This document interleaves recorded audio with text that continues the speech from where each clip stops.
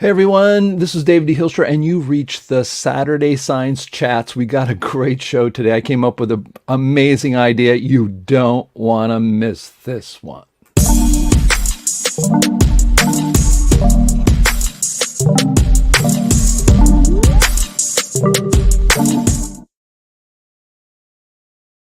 Hey everybody, you have reached the Saturday Science Chats. I'm David D. Hilster. We're here every other Saturday. The other Saturdays, of course, are more in depth, but today I've got a great topic. And actually, last night when I was thinking, what can I say about this, because it's something I've really wanted to address, I came up with probably one of the best ideas I've ever had for this group, and I've been in this group for decades. So you don't want to miss today. But of course, you have reached the Saturday Science Chats, sponsored by the John Chappell Natural Philosophy Society and Dissident Science. Remember, of course, if you like our channel, please hit the like button. It's right there. It takes you a couple seconds. Hit the like button wherever you are. Also, subscribe. If you subscribe, of course, you'll be alerted to when we come on live on the air, so you don't want to miss it. Today's topic is, if we had the world's attention, what would we say? And boy, I have a great idea to solve this problem. I didn't solve it, but in some way, I think it can. But I've come up with some really great idea here. So you don't want to miss it. For those who don't know, we do have our Saturday chats every Saturday. At least we try to. Sometimes we miss it. But again, if you subscribe, if you go to naturalphilosophy.org and subscribe, you'll get a email message announcing when we're on, what we have, etc. So you want to make sure you do that too. But every other Saturday, it's myself and Dissident Science and General Topics. Of course, people ask what that means. Well, Dissident Science is my personal science channel where I talk about dissident subjects or critical thinkers. And also, we also have, of course, the CNPS. On the CNPS days, we specifically focus our attention on the CNPS YouTube channel and our Facebook page, and we talk about more in-depth, nerdy kind of things. So those people who want to really nerd out and get into nitty-gritty details and discussions, you can do so. And of course, because we have this live venue, this StreamYard that we use, that our memberships pay for, this is available so that everybody can come in. We have probably, we have 10 spots. So we got about 8 spots in the green room that allows you to come in and join in. You don't have to be on video. You can only be, if you only want to be in audio, but you can join in our discussions. So that's really great. Of course, our websites, you want to visit our websites. Naturalphilosophy.org is our community of scientists. That is the people who have been together for decades outside of mainstream science, critical thinkers. And you can check us out, go there and sign up and watch and join in really great discussions. And of course, you can discuss things you can't discuss anywhere else. Like, there's so many of us who know, we believe very strongly, the Big Bang's wrong, relativity's wrong, plate tectonics isn't good, expansion tectonics is way better, et cetera, et cetera, et cetera. So it's a place where you have the ability to critically think. You can even lay it into our real number system, which really has real problems. It really does.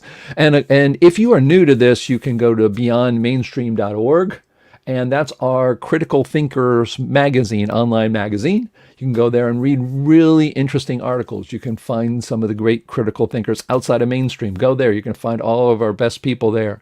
You can click on all the mainstream science topics, relativity, particle physics, the Big Bang, etc. And you'll be able to find out the criticisms we have of these major ideas and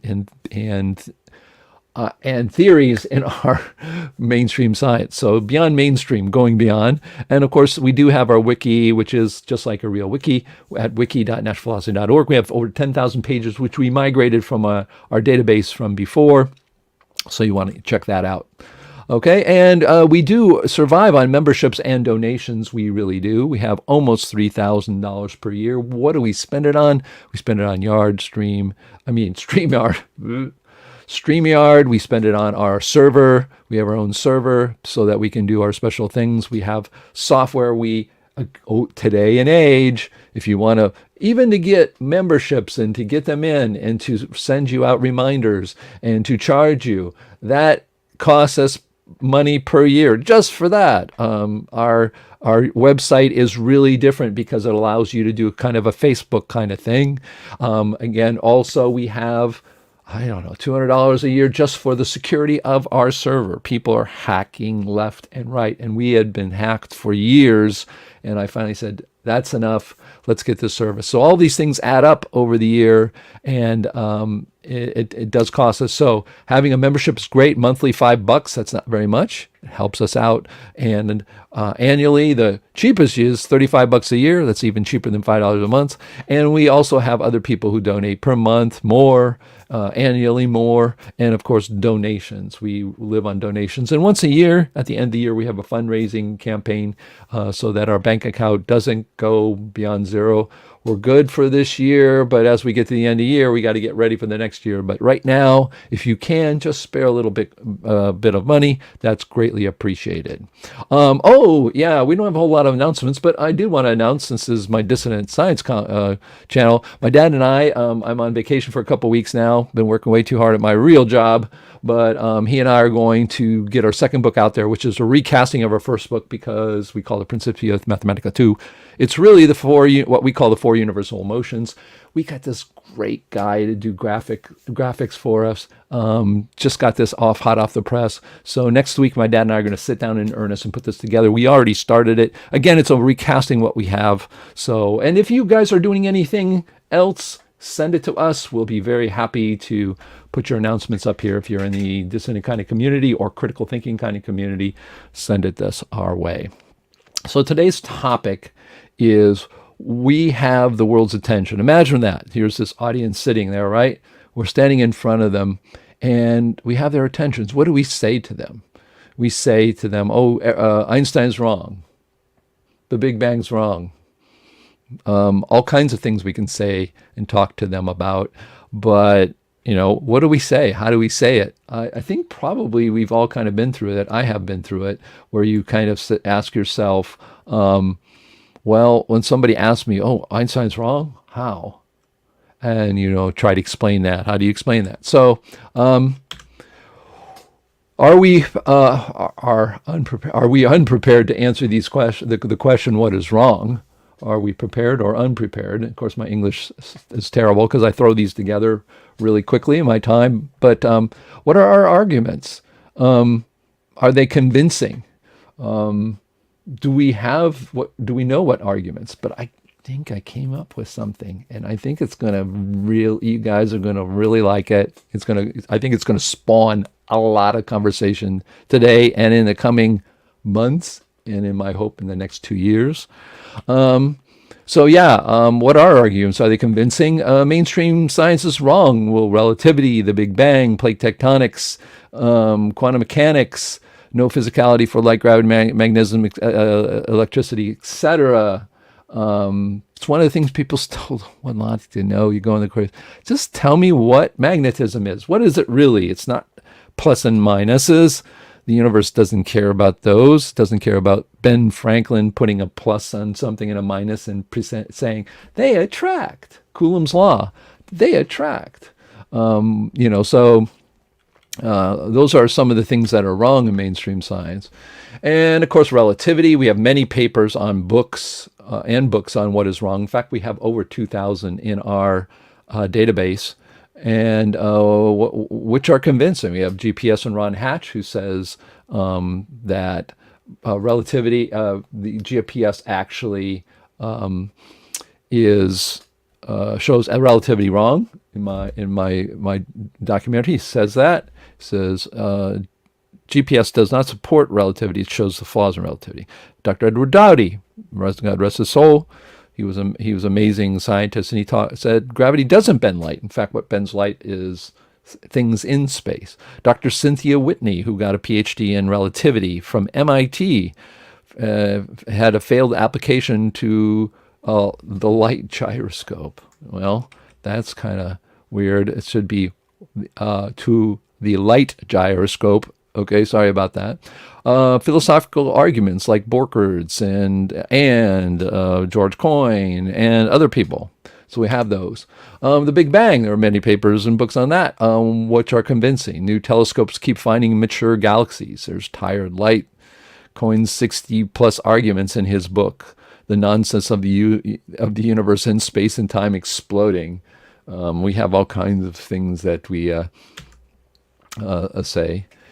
But plate tectonics, of course, there's not enough subduction at all, not even close to subduct all the expansion, but no one seems to care about that.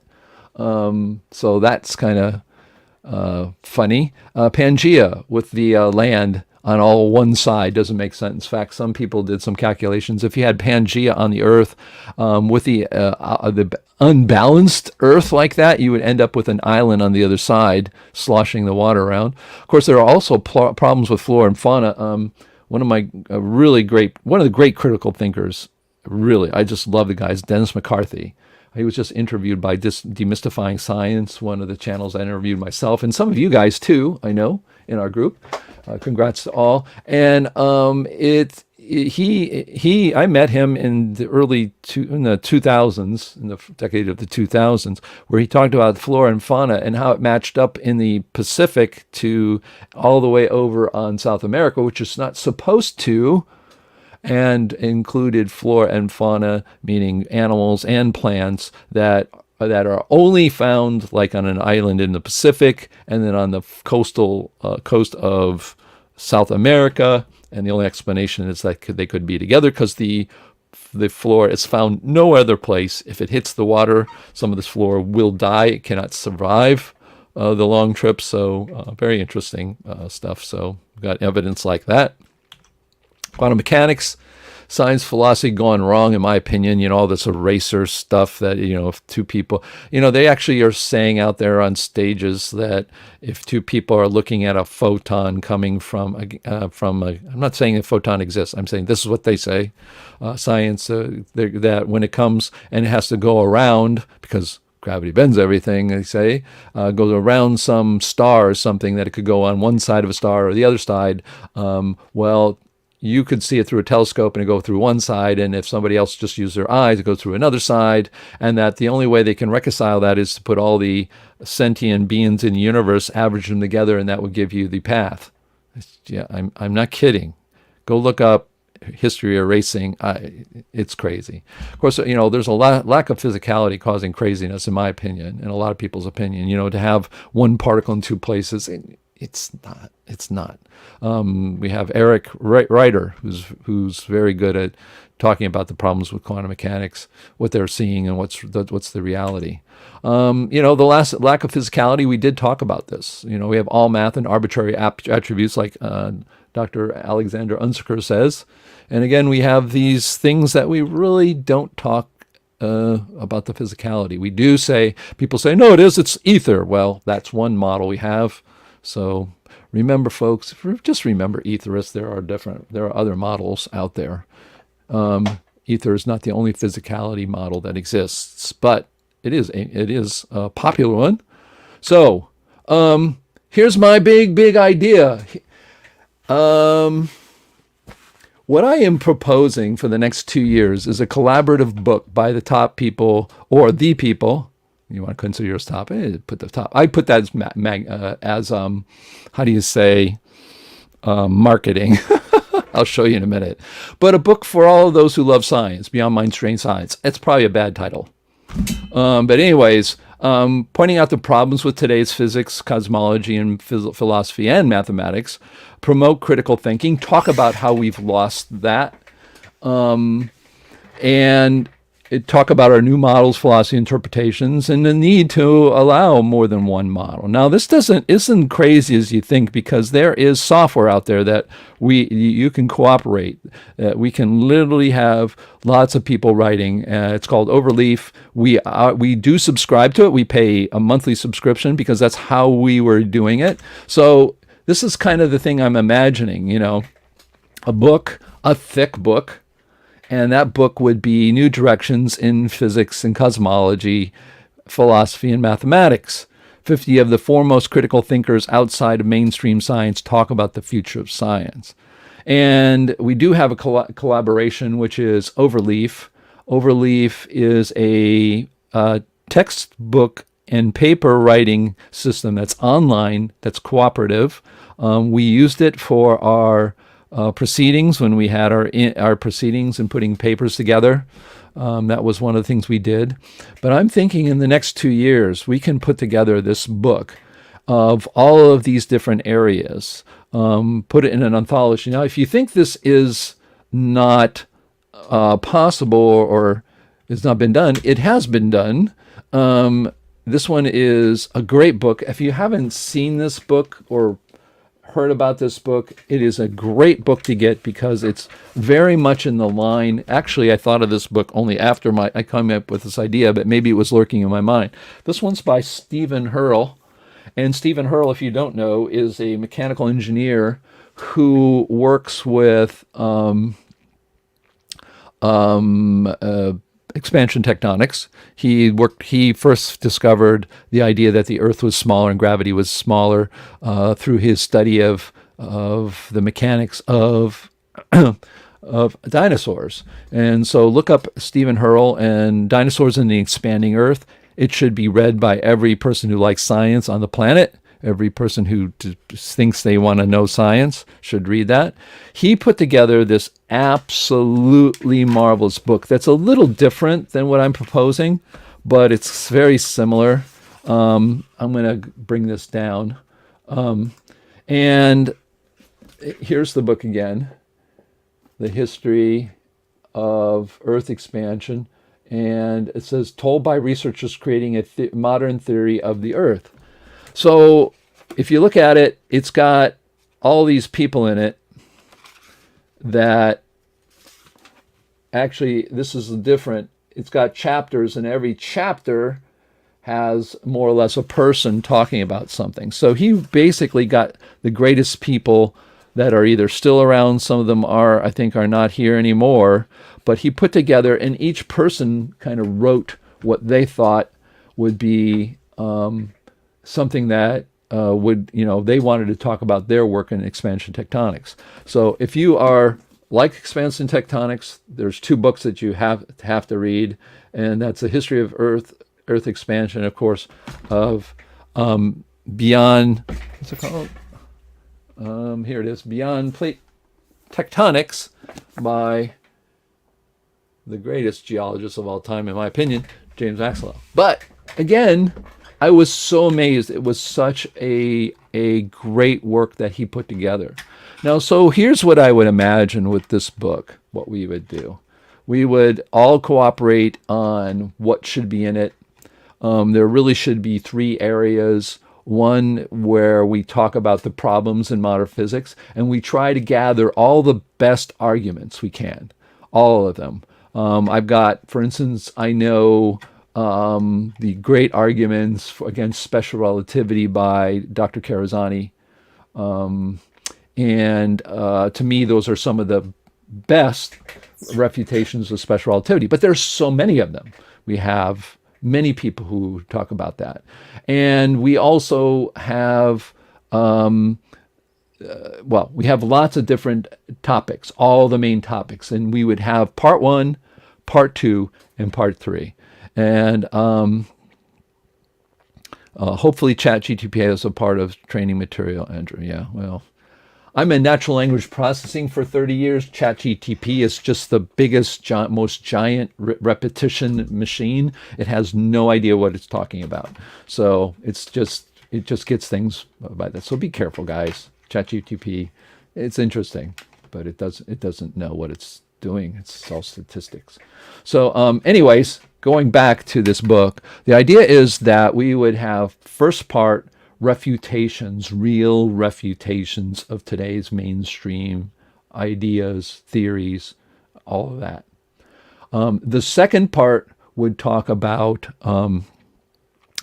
what we need as critical thinkers. It could be in different order. It could be that we talk about that first. But the 3 parts of the book would be refutation of mainstream, a a talk, a writings about how we are failing at education to allow people to criticize all of science at any time.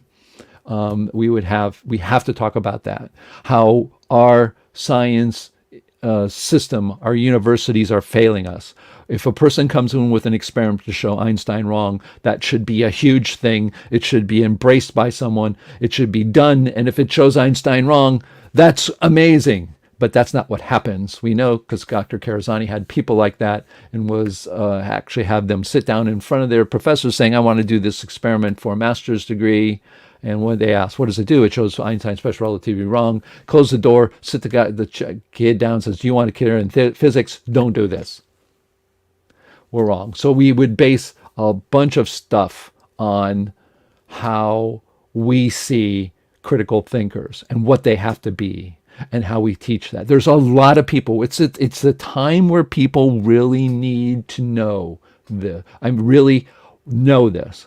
There are so many people out there today with politics and the way our world is, the inequalities in our it's ridiculous. We have 10 people on Earth that have more resources and money than the rest of the planet or something, and then we have people still. It depends if where you're born on this planet Earth, and the human race determines how wonderful a life you are. I mean, we are not even near that. So we are at a point where people are open to the idea we need to critical think. Everything we've been told may not be what we think it really is. So that's one part. So again, refutation, the critical thinking, and the last part would be to describe different models, and that would be all kinds of people. And part of that description will be that we allow and encourage different ideas for the same problem. We don't do that.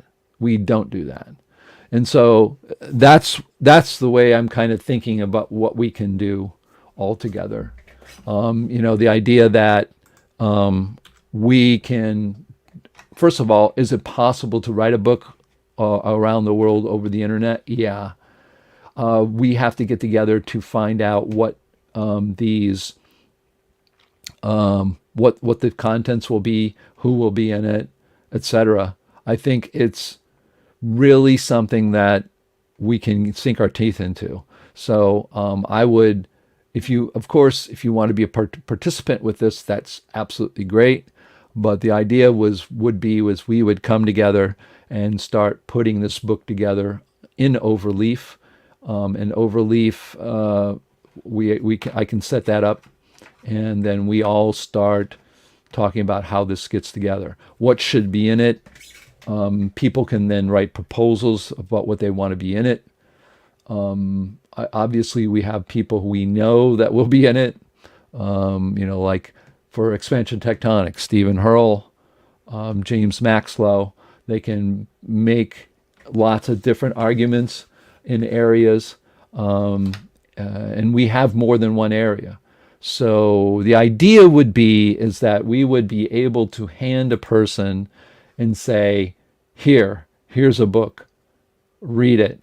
And it's going to be done in a very not scholarly way, but basically in a way that will let people give them real arguments as to what's wrong. Because I think what happens is it's hard for us to cooperate because we all have different ideas. When people talk about ether, and I'm thinking about the 17 impossible problems no one talks about with ether, it drives me crazy. But that's my opinion, of course. And we have other people with ether, 5 different ether models. That's fine. And it's hard for us, of course, to talk about all this together. We have people in the electric universe that say everything's electric. They say that gravity is part of the electric part. We have other people who say it's everything's governed by gravity, including electricity. We have all kinds of models and all kinds of things out there. This would be allow us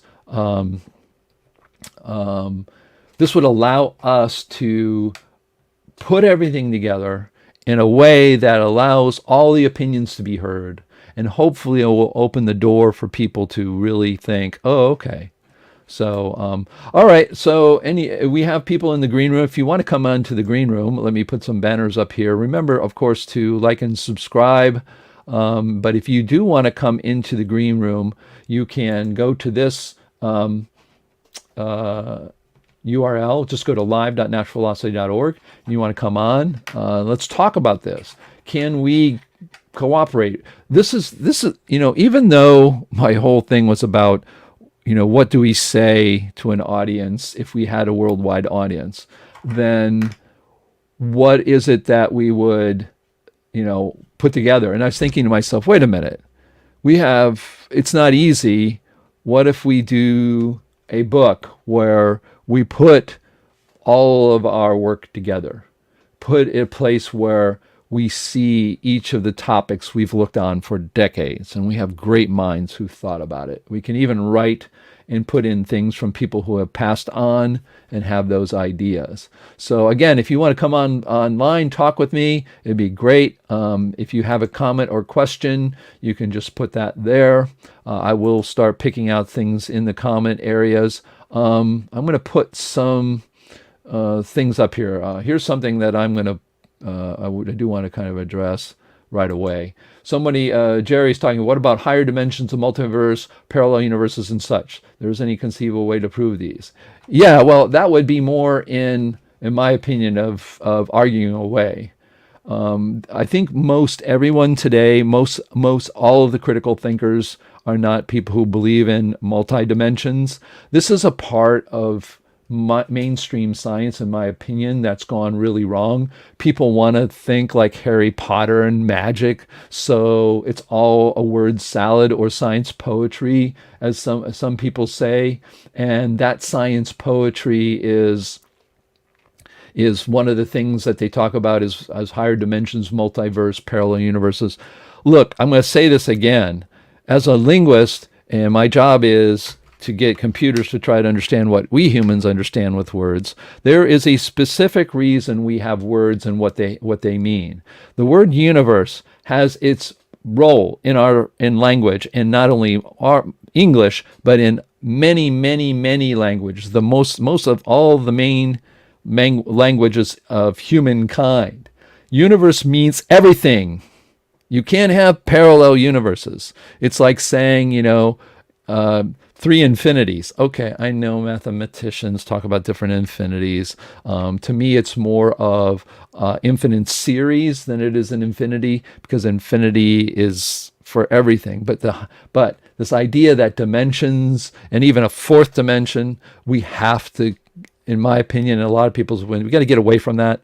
The idea that there's a fourth dimension, that makes no sense. The reason we have three dimensions is that's what we see, that's what the universe presents us, and we need the three coordinates. Time is a dimension. No, it's not. Dimension is something you measure with a yardstick. I have a something to measure right here.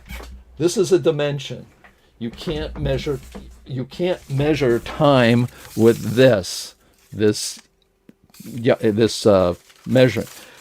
Guys, we come up with words. We got to be, unambiguous about these words. So the idea is we want to kind of get away from these kinds of things. So we want to maybe define some of these things. So, anyways, let's see what other comments we have. Let's see here.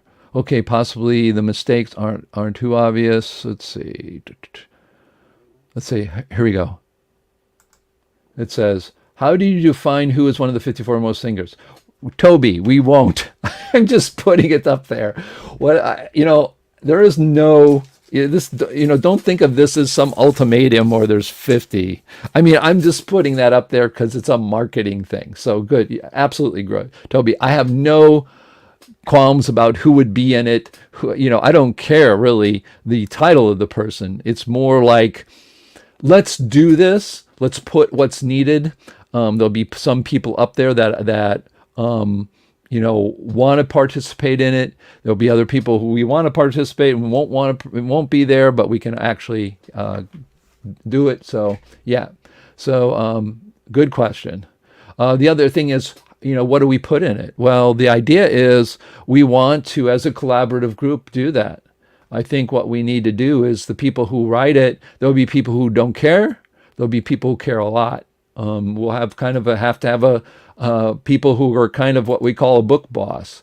What do we put in it? Who writes what? It's really just going to be a kind of a group thing, and I think this could be very, very useful, because if we do it right, I think people can really come up with something that I think would be really, really quite helpful in this idea of talking with people. It's kind of like what we did with I kind of organize it myself, but on Beyond Mainstream. Beyond Mainstream is kind of the same thing, beyondmainstream.org, for those people who haven't seen that. Let's see, do I have a beyondmainstream.org here? No, I don't have a banner for that. Okay. There it is, yeah. So if you haven't gone there, go to beyondmainstream.org, click on it, and you will see that we have things organized by topic.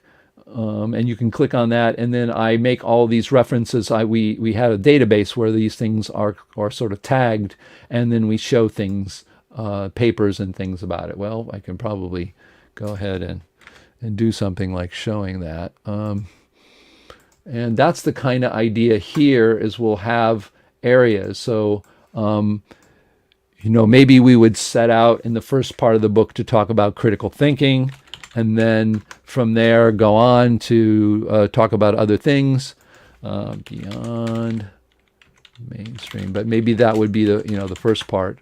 But again, beyondmainstream.org. Here we go. Let's put this up there. Share a screen window. There we go. Sharing. So this is our beyondmainstream.org. It's got a nice logo. I came with the logo, but it's still pretty nice. It's got the stream in them. One comes off and says Beyond Mainstream Science. We've got things rolling here, so you can click on problems in science, Big Bang, black holes, dark matter, math, particle physics, plate tectonics, quantum mechanics, relativity. Click on relativity, for instance, one of our favorite topics, and it talks about the problems in mainstream science. It gives us articles about that, and it gives us 320 books that are on the subject. We're supposed to be like abstracts as well. That's funny. It's broken. I got to remember. Oh, and how many people have been seeing this website? Let's see here. We've had almost 150,000 views of this, so it is pretty nice. And of course, you can see scientists, and the scientists are here. Some of the scientists, of course, we all know and love are here. Some of you are here, perhaps. Again, the idea here isn't to, this isn't to sort of glorify anybody or have people, choose certain people. The idea is for us to pick the best of what we have. And, is it very clear? So that's one of the things. And we can have, arguments and counter arguments as well. I think what we need to do is we need to put it in a place that's organized, that's put together in a way that people can read it. It's kind of fun reading, and be fascinated by all of these things. And we should show that people aren't going to be, how do you say, we can live together with different ideas. Sort of like what we're supposed to do in politics. Here in the United States, of course, the people who have a lot of money, they like to put us against each other. It's one strategy of how to make people. Here we go. Where's my pick? Yeah, exactly. But Andrew, the idea is we can all contribute, and we have a peer review, which is ourselves, and that is something we need. To decide. I don't know what those things are. Let's see, Toby Gross. What's the best or one of the best? Easy to understand for the 8th grader. Refutations of the Big Bang Theory. Yeah, I mean, we can start about what, we're in a place we can do this. Number one, people are in a place where they are realizing what they are told by mainstream anything. Mainstream media is completely controlled these days. I don't even watch mainstream media. I watch almost everything I get politically on YouTube from people who try to be really more less of bias. Of course, everybody has one, but people are ready. And so, yeah, we want to do it. I don't know if it needs to be an eighth grader, but we should try to, I think we should have something for everything. I think we got to not treat our audience as too dumb. But yeah, that's something we want to do.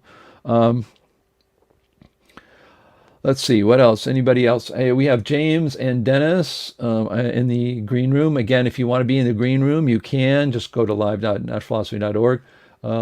Hey, James, you're there, James Keene. So what do you think of, you want to come on and talk about the idea of maybe doing a book like this? Would that be okay? Thumbs up to you there. Would you want to do that? Hello? Okay, good. Okay. Hey, James, how are you? Good to see you. Hi, I'm fine. My impression of the book, it sounds like it has maybe too much content for one book, and the way you described it, with all due respect, and I appreciate your aim and goal, David. It's a good one, but it sounds more like it might be a huge database of references rather than actually a book. If Well, yeah, I agree. I'm not sure. I'm not characterizing the book. What I would like, though, is a place where a person can pick up and look at it. I think one of the problems today is that with the internet and videos and everything, we are absolutely bombarded. I mean, where do you start? You can go down a rabbit hole anywhere and never come out of it.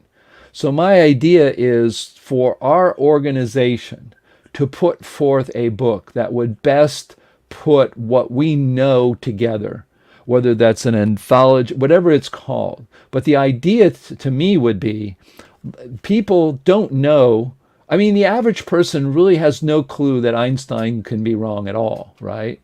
Because the people who run Einstein's the people who make money, which is about $12 million a year off of Einstein's work, they are going to do everything under the sun to promote the guy and whatever. So one of the things is to get a book so that people can pick it up and read through it at their leisure. Look at it. Look at what's people like us have to say.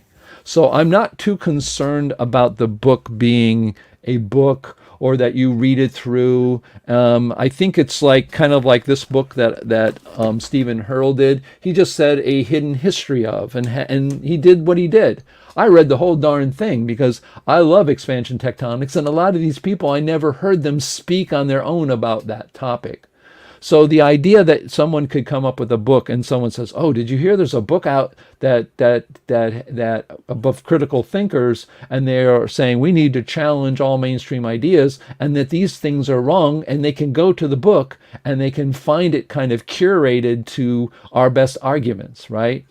Now, it doesn't mean that we're going to all understand it, but I think that's kind of my idea with the book. So I don't have any problem. I don't think it's going to be. I think here's some of the idea. I think if we were to split it up, no one buys it.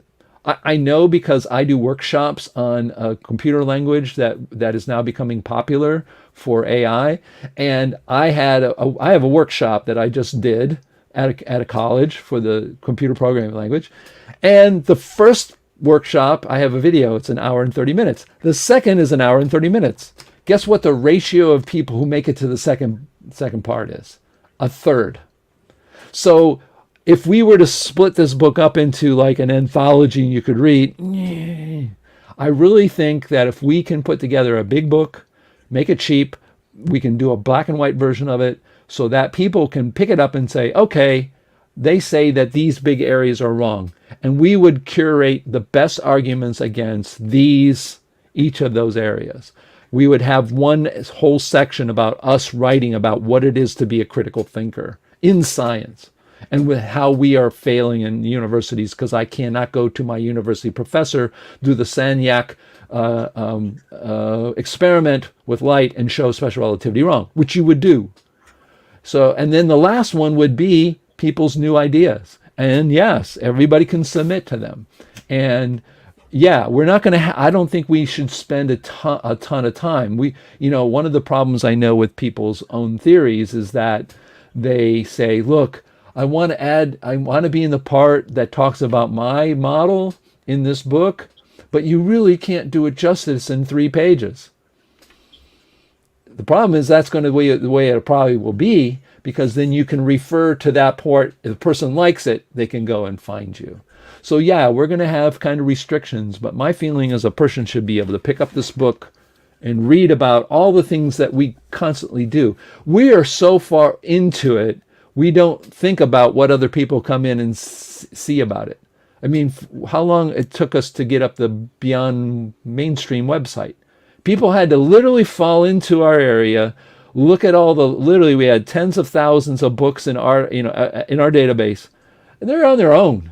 There's no kind of guide through it. And maybe that's what it would be, a guide of the CNPS and all the work that's been done, both critically, how to critically think, and the new ideas that we have. Okay, sounds good. One last thought, if I may, sir. Of course, absolutely. We talk a lot about critical thinkers. Let me introduce a little phrase. Let's call it creative thinkers. I would like to see CNPS and this book idea that you're discussing now, perhaps focus a bit more on creative thinking. And by that little phrase, I'm referring to what are the big issues that require explanation in physics? What are unexplained observations that we have? And what sorts of experiments might be devised to address these questions? In other words, to focus more on creative thinking, creating new research ideas which might lead to new physics, rather than simply critical thinking, if we want to limit that term to saying this dog don't hunt, with regard to old ideas that we criticize. So that's just a little bias I might throw in, if I may. And thank you for the forum. Thank you, David. You're doing a great job. Oh, okay. Well, thank you. I think that's an interesting thing that you bring up. It's true. Critical thinking is very important, but it can be defined in different ways too, right? I mean, critical thinking, if you look at the critical part only, you can just say, I'm criticizing, meaning I'm levying my criticism against something. Critical thinking can also lead you to new ideas, and that's where you're calling more on the creative side. And that would be totally fine. Maybe what we would do in the area where we have new ideas is to this is the creating thinking of critical thinkers. Right? I mean, who was it? Aristotle, I guess, is supposedly said this, but I've heard people say that he didn't say it. But he says what is it? The sign of an intelligent mind is a person who can entertain a thought without accepting it.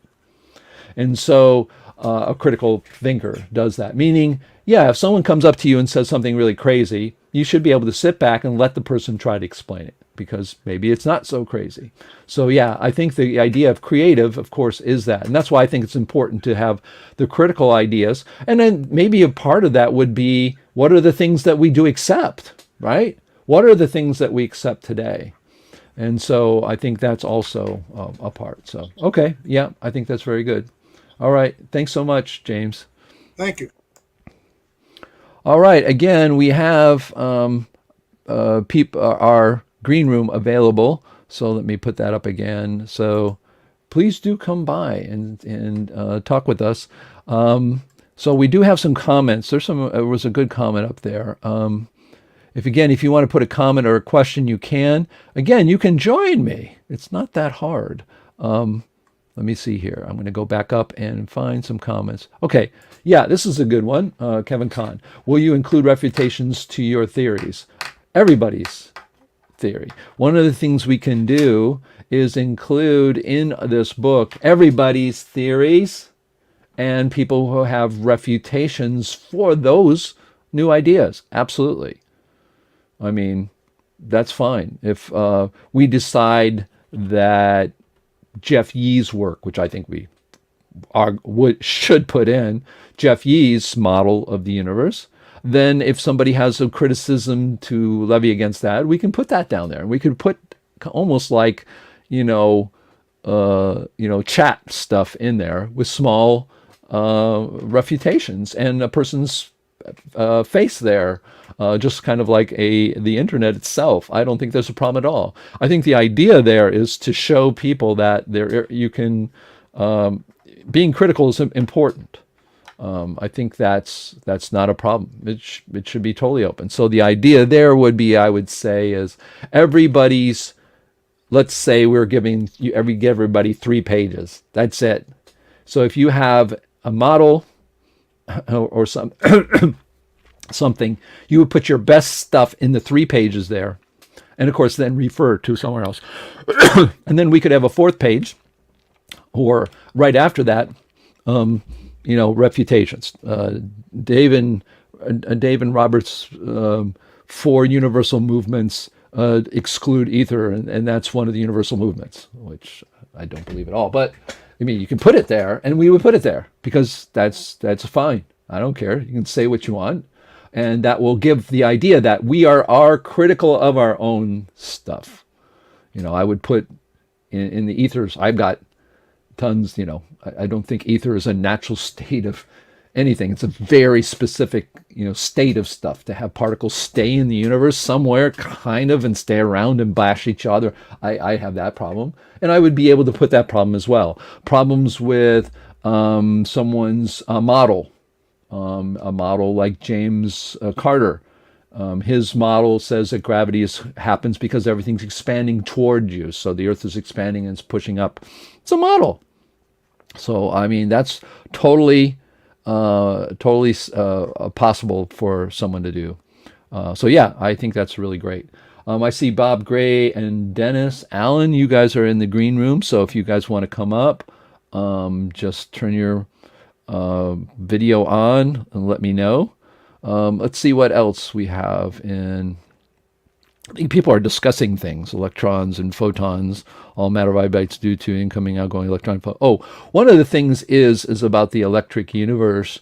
One would be questioned because that's not something we really talk about in CMPS, but there's a lot of people who talk about it. Absolutely, the electric universe should have somebody who represents that. Unfortunately, Walt Thornhill just recently died. But yeah, I think the idea of having somebody talk about the electric universe is absolutely. Here is Kevin Kahn. Thanks for your answer. Your problem might be scientists showing real evidence that you are wrong. So pointless exercise. I don't understand what so pointless exercise means. And showing somebody wrong, I'm not sure, especially on people's models. It's really hard to show a certain model wrong.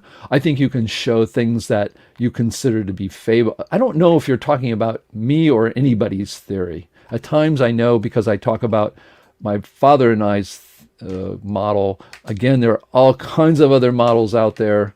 I'm not sure people are talking about that, but I don't, you can't prove any theory. There's no way. All you can do is have a theory or a model that makes predictions, and you can then, that model supports that. That's it. You can't, you come to a point to which you have assumptions that can never be proven. So, that's for everyone else to decide, not for us to decide. So if you think you have something fatal, absolutely putting it in there, and people can judge that on their own, if that's fatal or not. Even what I say about ether. So people are going to say, David, you're crazy. What are you talking about? Ether is a normal state of matter. People can say that. So, let's see what other things we have here. Again, you can come in. Not follow. Hey, Dennis Allen, you're there. Would you like to come on and make some comments? Put a thumbs up. No. Yes. No thumbs up. He may be talking, but I can't hear him. Did you want to come on live, Dennis? Thumbs up, thumbs down. Thumbs up. All right, I see that. All right. Hey, Dennis, how Can are you hear you? me?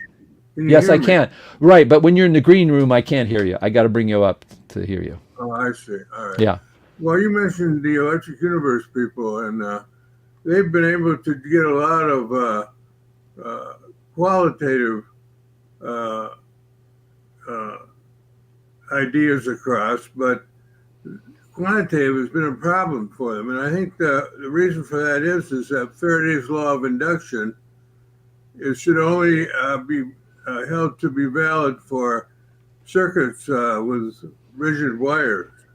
And so when you talk about plasma, you the idea would be that you can't use Faraday's law. Now, J.P. Wesley has a law involving the magnetic vector potential, which then yields Faraday's law as a corollary if you have rigid wires in electric currents.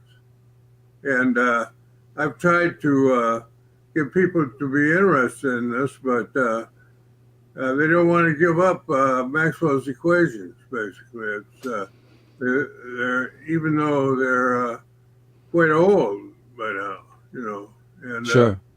so if you're going to write a book like this, I think you should mention that Faraday's law of induction is apparently the reason why the electric universe people can't get quantitative results very well.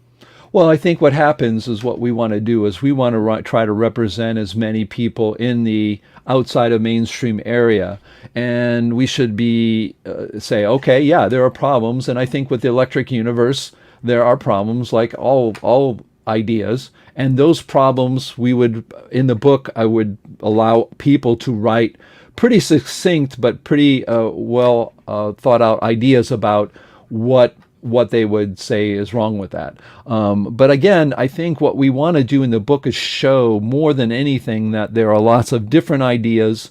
We disagree amongst ourselves, but we live and work together trying to make things better. And that in the end, the way I see it is some person says it's nature that will ask, here's a comment right here. He says, no, it's not. Nature is the final arbiter.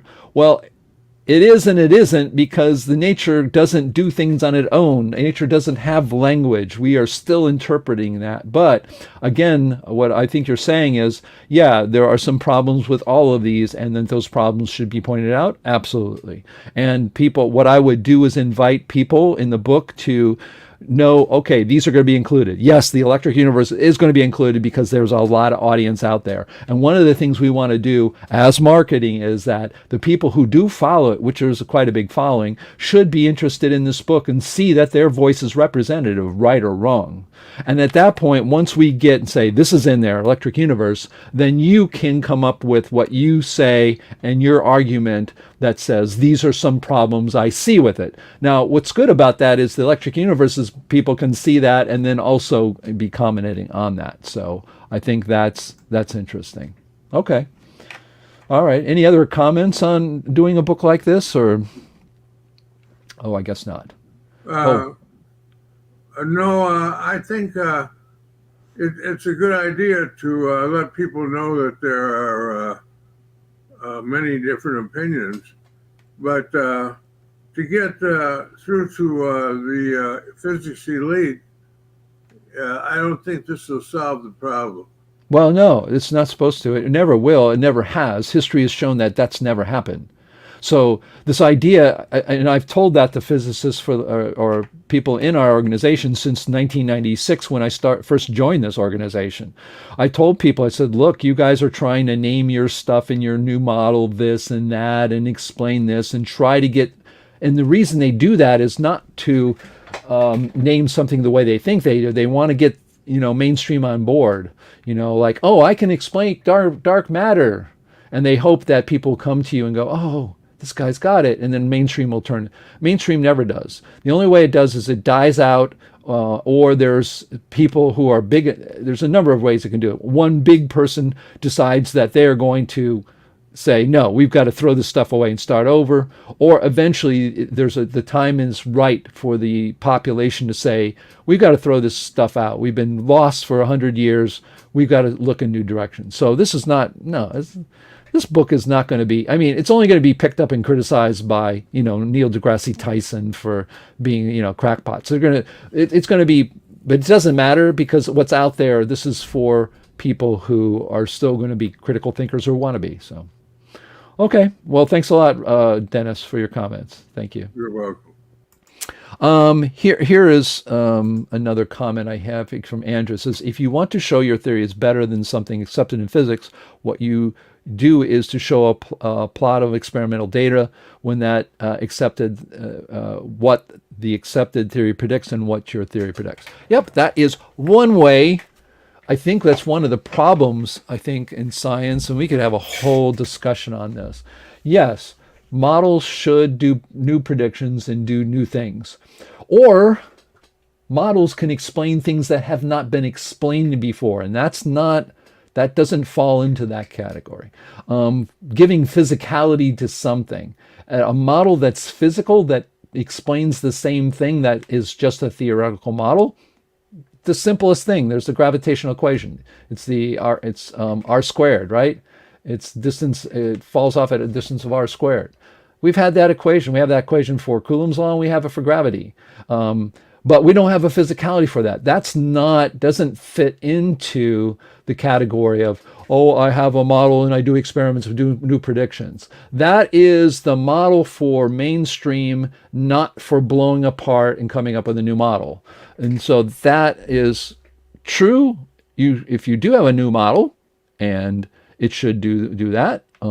Every model should. There's predictive powers with Jeff Yee's model. Does a lot more prediction and a lot better than mainstream. And yeah, that's part of it. Our model did some predictions in the electronic circuits that no one looks for because they're too small to see. That current is not the same around a circuit. We have verified that with a 7-digit precision voltmeter. Yeah, I mean, yes, but that's not the only way. There are things for models, and I think we need to even discuss that those are some of the things. Is the physicality. I mean, we just don't have it. I mean, the guy walking in the street goes, just tell me what light is. It's a photon, it's a wave, it's a particle, it acts like it's a strain. What is it? So I think it should do that, but that's not the only thing. Let's see, some more people, comments or answers. Let's see, comment. Oh, yep, we've already seen that one. Again, if you want to come in, I need Cornelius is there. He's coming into the green room. Would you like to come up if you want? He's joined the green room. Again, if you want to join the green room, go to live.naturalphilosophy.org. Some of our people that are normally here aren't here. Maybe my stuff goes, he's going to talk. It's funny because I come up with these topics a lot of times and people just say, and then they turn out to be interesting. And I think that's... Okay, I'm just going to go here down. I'm going to just pick some of these. Jerry says, what if the Big Bang occurred within a universe that already existed? I'm going to go right back to that, Jerry. There's one word, universe. It's been here forever. That's what the meaning of that means. So the idea that it's here and it's not here, we gotta, in my opinion, and a lot of people's opinion, we just got to get away from that. I mean, we got to stop talking. We don't even know what light is, and we're worried about parallel universes. That blows my mind at times. It's like, doesn't people want to know, like, here, this is a model for light. Okay, it's ether. It's a particle model. It's a lattice model. Those are 3 possibilities. Here.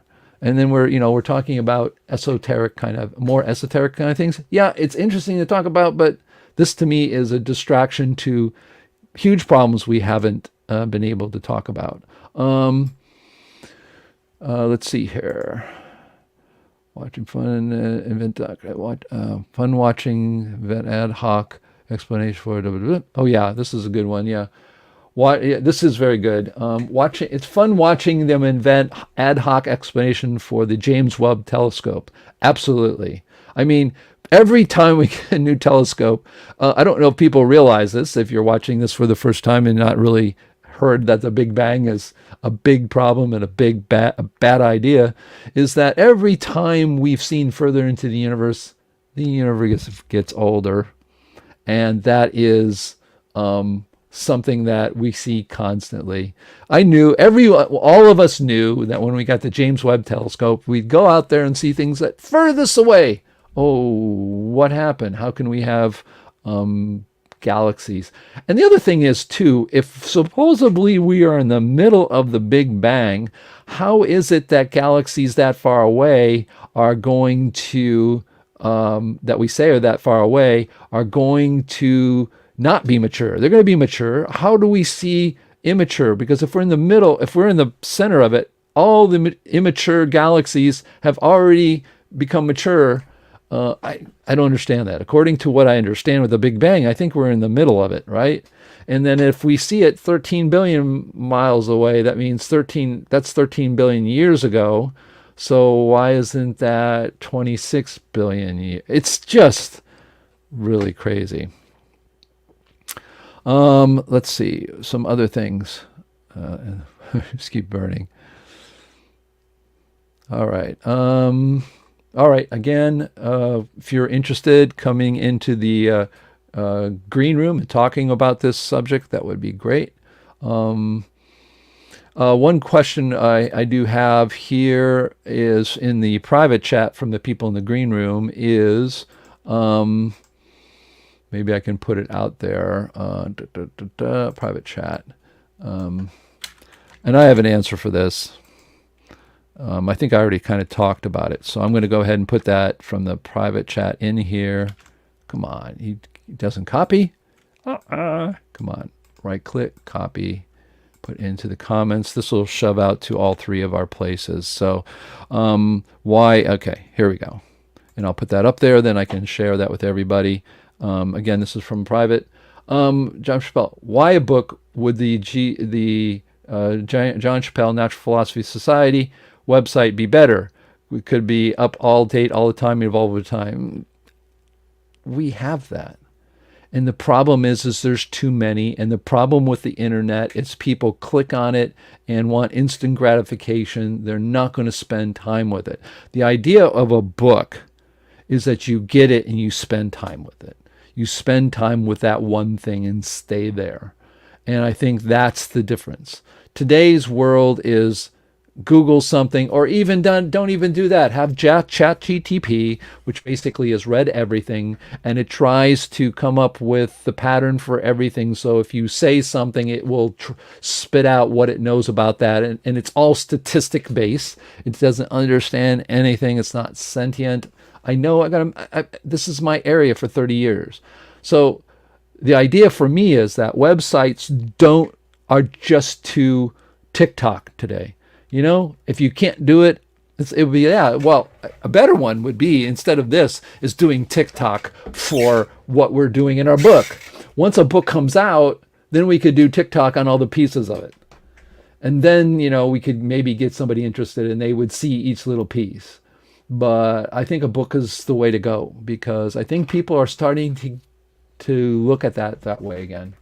I think it's been so fractured and so fleeting that the profundity isn't there anymore. And I think it's something we want to do. So at least in my opinion, I think that's what we would like to do. Someone says was more active. Yeah, I mean, it's not too bad, but again, there's just too much out there. It's hard to grasp. One of the things about technology is that technology, there was somebody who studied technology. Let's call what we have a technology, right? The idea of critical thinking, of problems with mainstream science, and new models. If that was a technology, it turns out that when a person studied technologies and why they worked, why did Facebook happen at the time that it did? Why did this happen at the time it did? Why did the iPhone pick up? Well, all of these things have to be in a place that is ready for it. What it says, it's timing. Is it the right thing at the right time? And that's going to have to happen in some way. This is where you get a person like Glenn Borkert, who is, again, one of the most in my opinion, one of the greatest philosophers of our time, scientific philosopher of our time. He thinks that with this population, and we're getting to a point where we're just destroying the earth. I'm not talking about global warming. Forget that. I'm talking about destruction of the earth. That's what we're doing. We cut down fields and fields and fields of forests to put in animals and that's the most inefficient way to feed a population. We can't do that. We're not sustainable. So he thinks that by the time 2050 rolls around, things are going to be in real chaos and that people are going to be at a time where they're going to really want to question things. So that kind of is more of a way that this could happen. Is it the right thing at the right time? Sometimes it's one person. But are we at the right time? I don't know. We just got to keep putting things out there. So I think one of the problems with the website we have right now is that it's not organized. It doesn't try to make real good arguments about each one of these things. It just points to people who are doing this, but it's not curated. We don't try to pick the best arguments against special relativity, and we all sit together and said, this is a good one, this is a good one, this is a good one, we're going to include this. So we include those. Stephen, what's his name? Disrupting Physics. Physics, I've got that here somewhere. Here it is. Stephen Bryant, Disrupting Physics. Well, I think he should be one of the people that puts an argument against special relativity. I think Karazani's got real mathematics and real explanations. These are things that we got to curate those things. We as a group have to say, these are good. We don't have to all understand every argument, but we need to put them out there in a way that people can really kind of see that. Oh my goodness. Looks like Boris is just going on here. I'm going to have to, I can do that.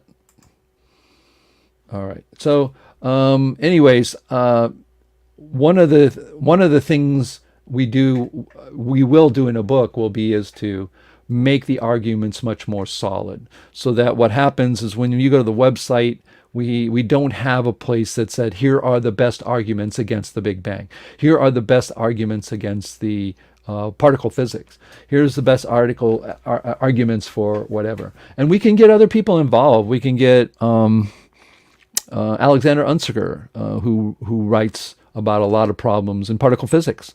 We could have him use some of his work. And again, the idea there too is this book will also branch out to wherever you are on the internet, right? I mean, if you are in this book and you have your model, it's been agreed upon that is a decent model to put in the book, and you get your 3 pages, that's great. And then of course you can point out to what you're doing. So let's see. I've never seen this group provide any predictions that could be compared to any data. Okay, Andrew. Wow. Okay. So you didn't read our book, for instance, right? We have not only predictions in there, we have an experiment on an electronic circuit that anybody can put together, including in an elementary school.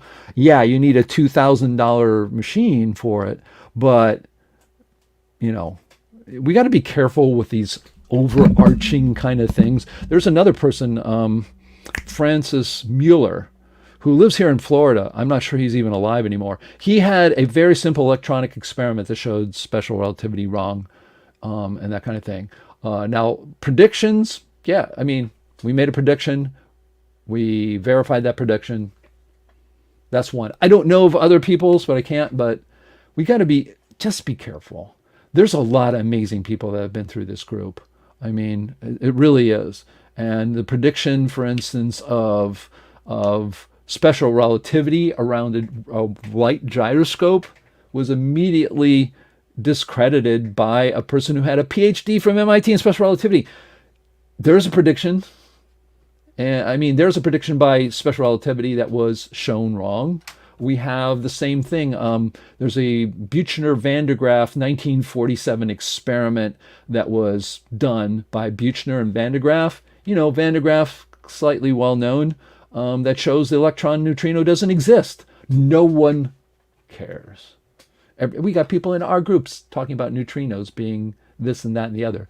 They don't exist, but some other particle could exist. But we got to be careful with this group hasn't, we haven't done this. Unless you've been around this group, since the early 1990s and know all the work and have read, we have a ton of journal, proceedings from a ton of, boy, we've got thousands of articles that are written. So we got to be careful about sweeping statements like that. Okay? Just be careful. Okay? That's all I'm saying. Let's see. Put some other things up here. I have put somebody in timeout so I don't see them because this person was just going there. So science misses the imaginary level because it's inaccessible to experiment verification. I don't know. I was thinking you were talking about imagination, but the imaginary level, in my opinion, comes from imaginary numbers, from a rational, or what we call our real number system. And imaginary numbers are actually a big red flag as to how our real numbering system fails. And those people who say, no, it works perfectly. Well, it works perfectly because we've used a bad system, and we've come up with ways around it.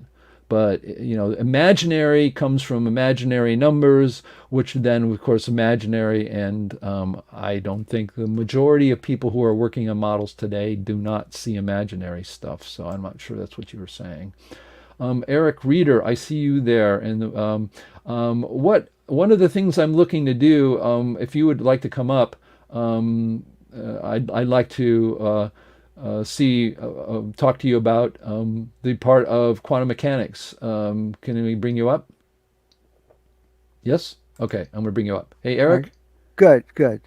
Yeah. I could say a lot about quantum mechanics. Well, yeah, but hold on. My idea is this, is one of the things that we would put in a book of all these ideas together in a kind of an argument of critical thinking, of the ability to teach people what we see as wrong. One of the areas would be quantum mechanics. And the idea would be to have each of these areas to describe problems with that, solutions for that. Is that something that you see that could be, of course, be included in a book about our whole body of work in the CMPS? I think that would be essential, right? Well, sure. It's a quantum mechanics straight away goes into paradoxes and acts of desperation to explain the wave-particle duality. Right. It's been a problem so long that it's thought of as a paradox, but it's really a problem. Yeah. Because I solved it. Oh yeah, no, exactly, and I think that's what we need to say, and I think one of the problems has been not only for you who in one of my opinions doing some of the greatest work outside of mainstream science. I admire your work; it's amazing, but problem with us is we are by ourselves. It's Eric and his lab. It's Dave and his dad in his house. We have this organization, but we don't come out other than just, here's some proceedings, read our papers, good luck. If we come up with a book that says, look, this same kind of problem, like what you are dealing with, is repeated in different areas. Like my mentor, Dr. Ricardo Carazani. He was a physics student back in Argentina in the 1940s when he came across the two big problems of special relativity.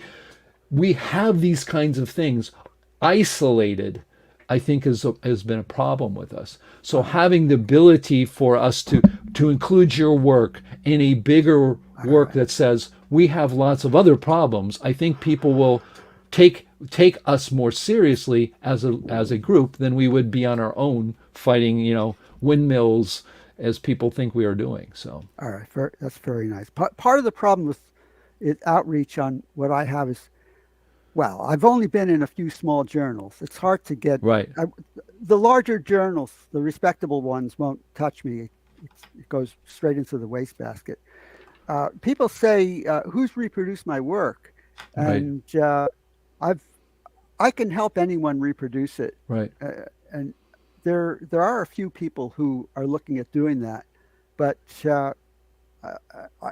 it's possible to even have a kit.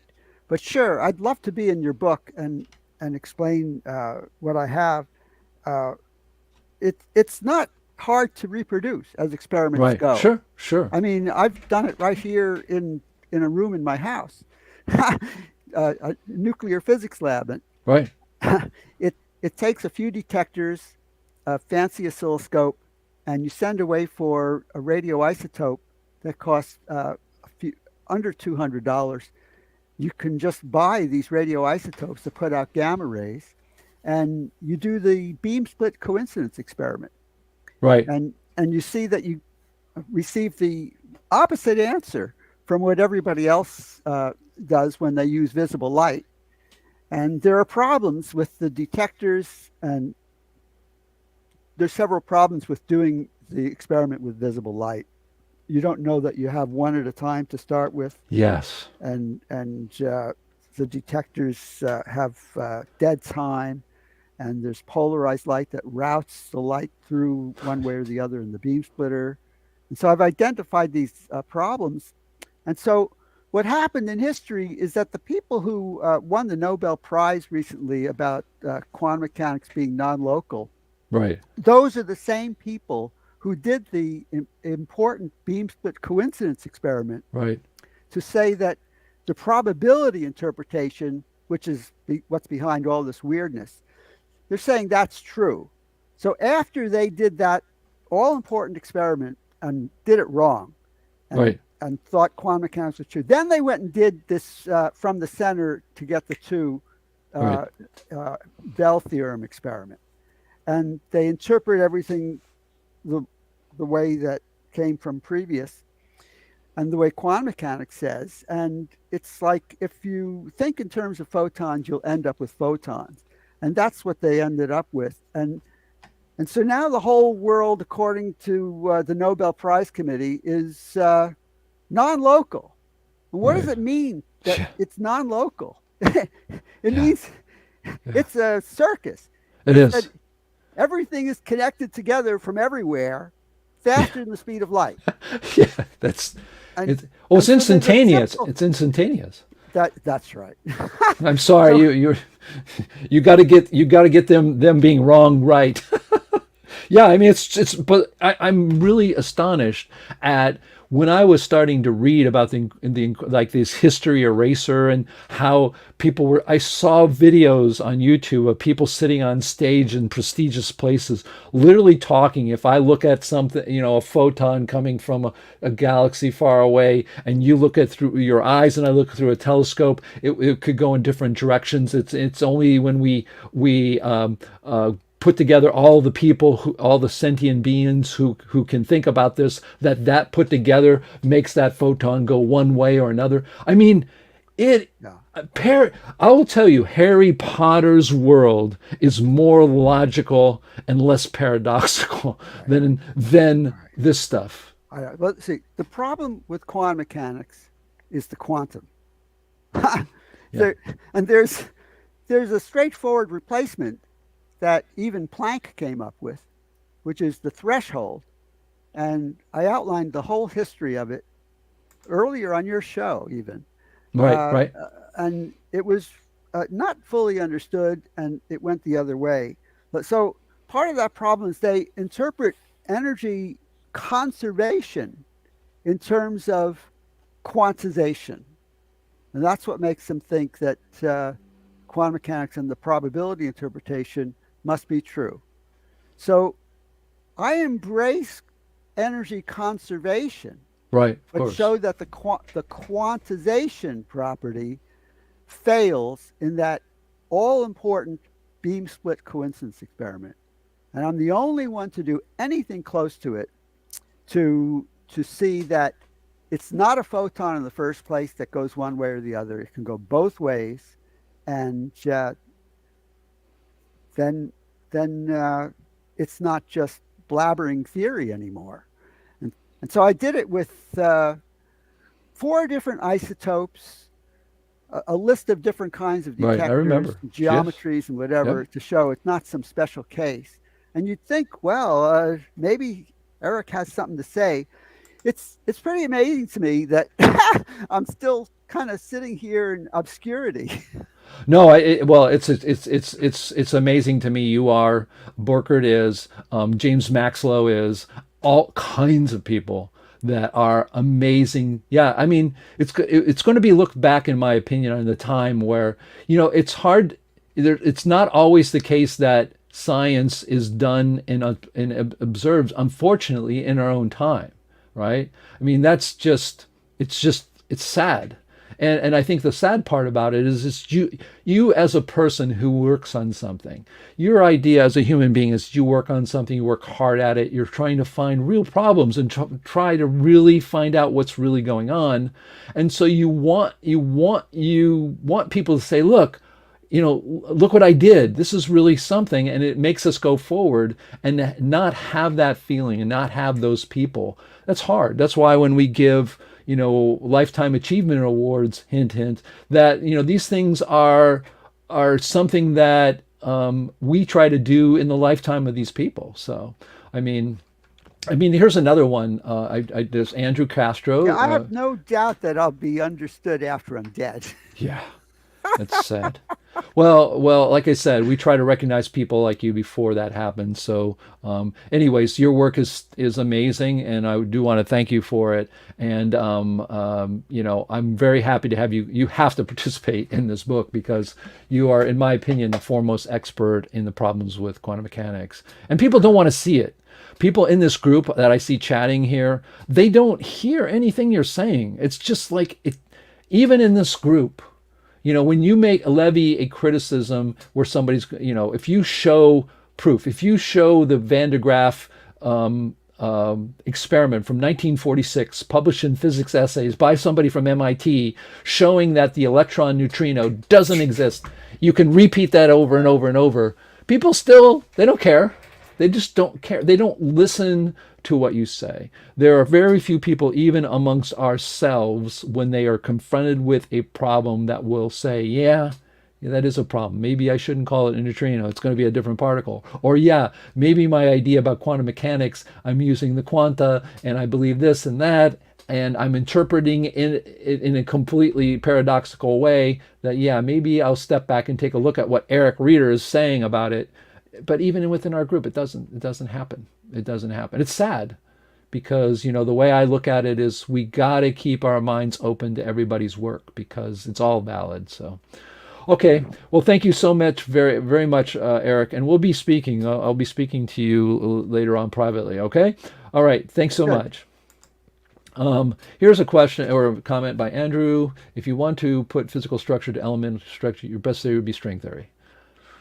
Boy, I couldn't disagree with that statement more, because let's look at the problem with string theory. Number one, it was invented to never be a physical model, ever. It was a model that was a mathematical model to try to describe the behavior, not a physical model. Secondly, the people who did put it together had one-dimensional and two-dimensional things. Those are not physical. Those don't exist in the universe, and they knew it. The problem was that people went with it because they're looking for some answers within it.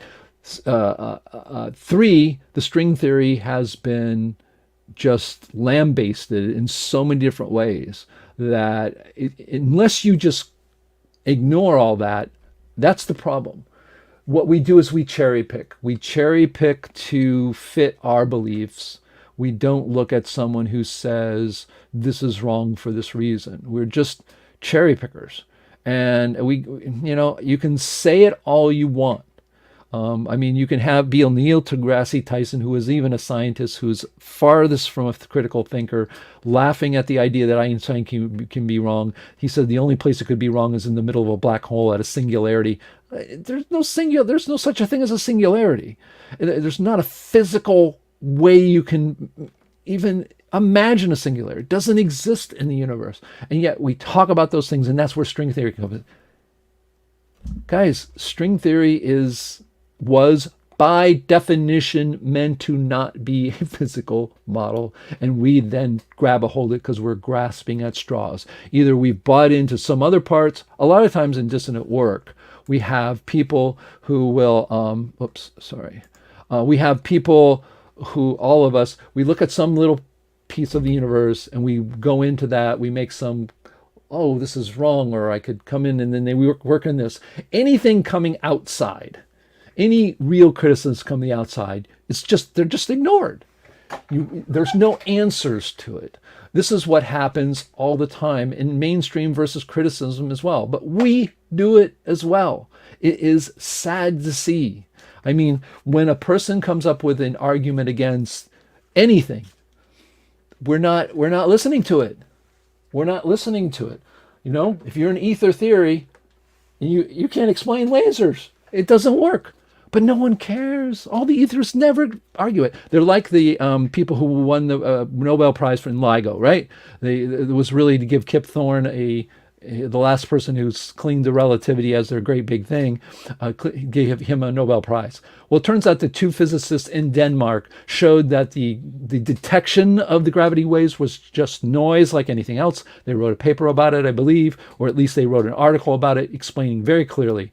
And instead of the people at LIGO looking at it, they go, oh my gosh, let me look at what you found. They never did that. They spent the next 2 years flying to Denmark, telling them how the LIGO people were right. They're going like, oh, you say 1 + 1 is 3. We're going to fly to your house, and we're going to drive to your house, and we're going to teach you that 1 + 1 is 2. Okay?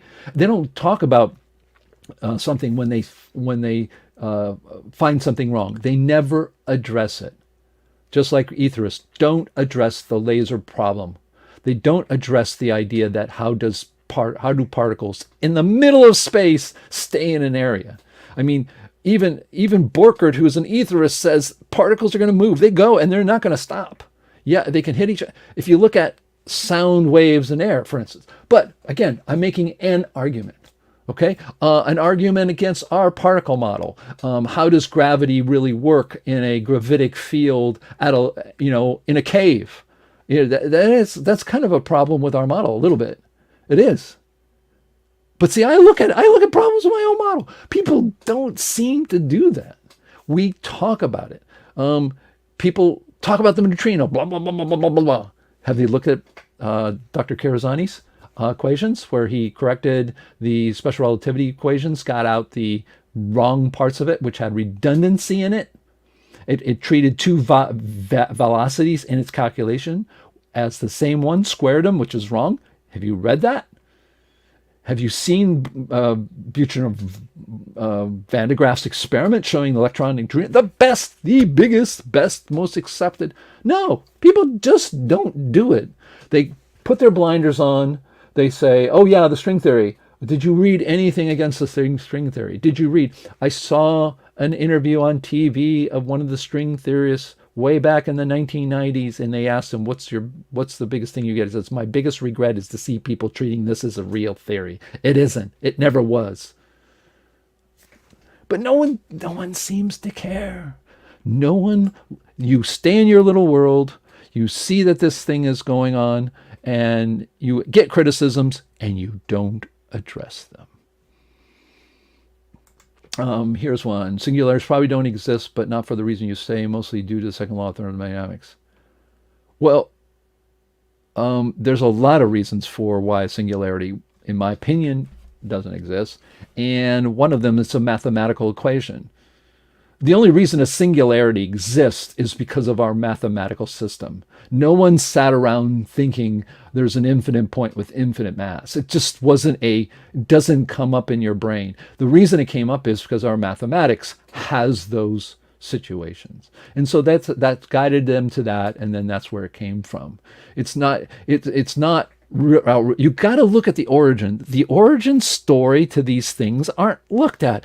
The origin story of the neutrino is completely, you know what the mainstream physicists tell me? Oh, the origin doesn't matter of the neutrino.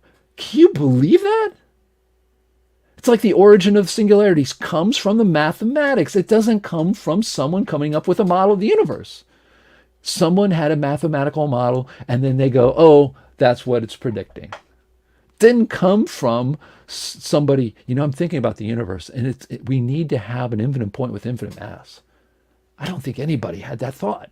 And yet we talk about it. We don't see the origin story. We talk up here because we don't want to get down. You know why we don't want to get down there? Because we don't have to, if we pull that little point away, maybe 90% of my whole ideas of the universe fall apart. We don't want that. We spent too much time in our minds building these models and things. So, but again, it's mathematics. You know, I mean, no, the Big Bang was predicted by the redshift because somebody said it looked at the redshift. Singularity was not the Big Bang in the beginning. Singularity again comes from the idea of the mathematics shows an infinite point with infinite mass. That's where it comes from. But we talk about it. It doesn't matter. Doesn't matter. MC, you don't care about that. You just don't care about it. Okay, that's fine. I'm just telling you from a point of view is that when you talk about that, it's like the people who were talking about the clocks that they were building to show the S-curves of all the planets in the sky. Even the Antherium machine that they found from I can't remember. I'm sorry about the pronunciation. In Greece, that old machine that shouldn't have existed with all the gears and stuff that showed, you know, the patterns. Yeah, you can do it that way, but that's not the explanation for it. So we can get into all the gears and all the ways you can do that and the different ways you can do it. I've seen other clocks where they had the at that time, the 16th century, they had the, you know, a wire with a planet on it, and they had like an S thing going through it. Yeah, you can do all that. But again, people don't care about origins of things. They just talk about them. They're convinced of them. The moment you bring up anything like I'm talking about is where did they come from? Do you recognize that the origin is there? Do you recognize these problems with it? I mean, my dad and I have a model. We have a list of problems that we know with our model. We know that. You know, we have to embrace that. That's what I don't understand. People don't embrace when they have someone gives them something, they don't embrace it. I get kind of confounded by that. Let's see here. Andrew, I have Harry Rickard that popped in. He wants to say something probably. No, I'm kidding, Harry. Yeah, if you want to come up and talk about it. I guess, Harry, what I was suggesting, it wasn't in the announcement, was I'm suggesting that we write a book, the CNPS writes a book in 3 sections, one about critical thinking and how we have to get back to that, what that is, how it should be allowed, and how we should allow different ideas for the same ideas. A list of our curated, our organization, all of us together curated arguments against a lot of the mainstream problems. That is, these are problems and here's why. Put those in there, and then works by people who have new models, new ideas, and those kinds of things, and put it in a book form. Websites are, people come in and they click on them, click out of them. It's like TikTok, doesn't happen. I mean, to put a book where a person can say, okay, give me some real arguments as to why this is a bad idea, bad theory, and that we kind of, again, for that, I think, here's somebody here says for a book, I like idea of showing experiments that are supposed to prove something and then show alternative views. This is a productive in turning society group thinking in a new direction. Yep, I think that's good too. Absolutely. I think what we need to do is, as an organization, try to put it all together. Let's see. Again, if you're in the green room, want to speak to me, just raise your hand, wave to me. That would be great. Oh, okay, Harry. Hey, Harry, how are you? Good to see you. Hey, I did want to comment that we have a small group that 3 of us, we were talking about doing a book. Robert French, I don't know if you know Robert French. Yeah, I've heard of him. I can't remember. Sure, I do know him. And he's contacted several mainstream people because he wanted it to be a sort of a kind of like a criticism of special relativity and their response, but he couldn't get anybody in the mainstream to participate. And right. So this is kind of an indicative problem of, well, you know, if we ignore them, maybe they'll go away. But anyway, sure, that's interesting. If anybody is listening that's interested, maybe you can contact me. I'm not sure where this project stands. I think he wants to continue to do something, which is Sure. kind of similar to your idea, but it's focused mainly on special relativity. Right. Absolutely. And Dowdy's theory, Ed Dowdy's ideas. Sure. Familiar. And we're sort of, Extinction shift. Yeah. yeah. They're interested, Bob French and Harvey, in that particular theory.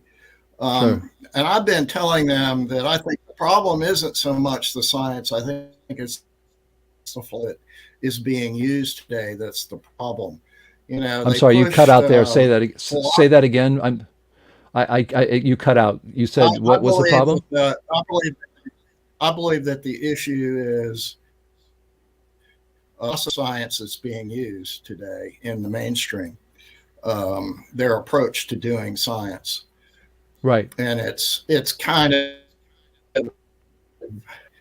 of the philosophy got pushed aside. There's a famous episode where supposedly Henry Bergson debated Einstein about the special theory of relativity, and Einstein, if you read the reports, that Einstein sort of dismissed it in like a 2 or 3 paragraph criticism that Henry Poincaré had. He wrote a bunch of pages, and Einstein just dismissed it. And that's taken the getting rid of philosophy. Philosophy is no longer considered a valid approach, and science now is taken over as the primary intellectual discipline. But I still think we need some kind of philosophical evaluation of the principles by which we live. We don't have a criticism and evaluation of the principles regarding why we believe things. And that, to me, falls in the province of philosophy.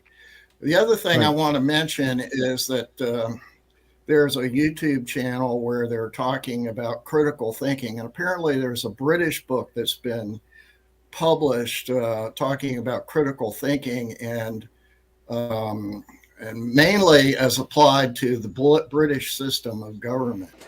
And I thought that was kind of interesting, this idea of critical thinking. But I don't think there's really a good definition of what it is. Yeah. And they define it as questioning. In other words, questioning why is the government saying these things are so?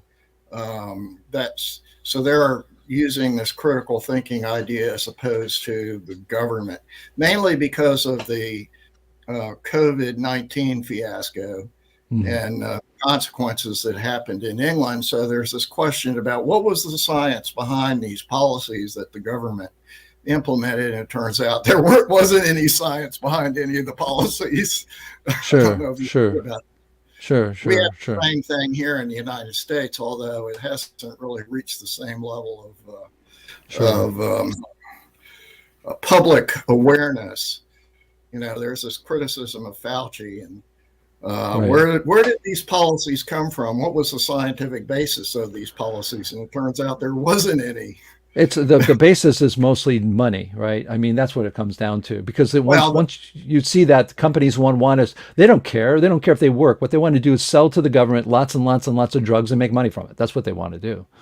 Well, the point is really that the science was used as an excuse to justify a political policy that already had been determined. Sure, absolutely. That's it. Science really basically is something that justifies after the fact, and that's and this has kind of become evident in the climate change issue, the COVID-19 issue, that the politicians decide what the policy is, and then the scientists are instructed to justify it by doing some science study. Sure. And this has become commonplace throughout everywhere now. If you publish a paper and get it in a peer-reviewed journal, then that's proven science. Yeah. But that's not really what science is. Science isn't about publishing papers in peer-reviewed journals. It's Yeah. Yeah. something more than that. Yeah. So No, I what is, agree. can we define? So I think we have to define what science is or ought to be first. Right. That's the first problem of critical science. Right. Ivor Katz says science is the search for truth. Then you have to define what is truth. So that means it's kind of now a philosophical issue, a philosophical Of course. problem. Of course. Yeah. And one of the things is we can, yeah. How do you Yeah. Yeah. And I think that's one of the things that we need to do. So anyway, we need to start at the moment. Yeah. I got you. Go ahead.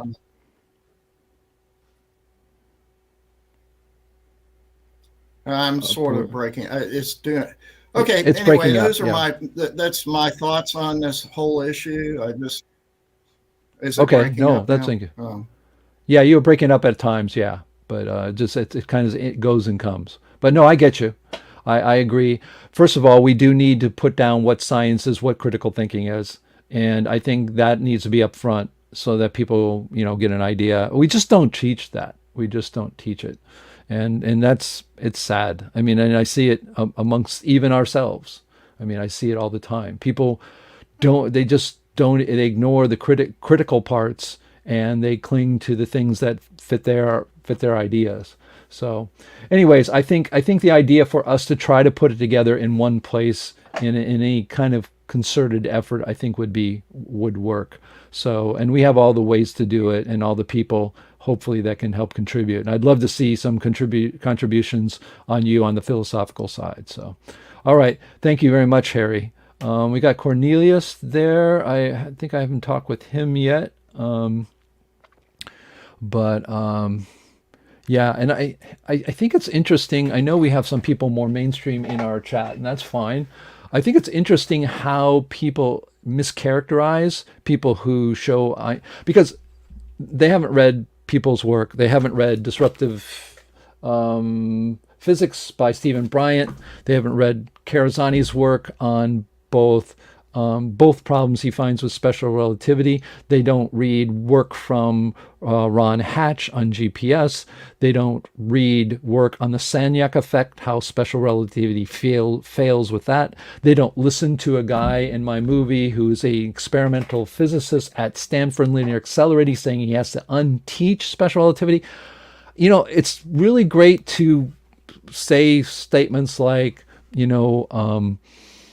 they base it on Dingle. I saw somebody say that.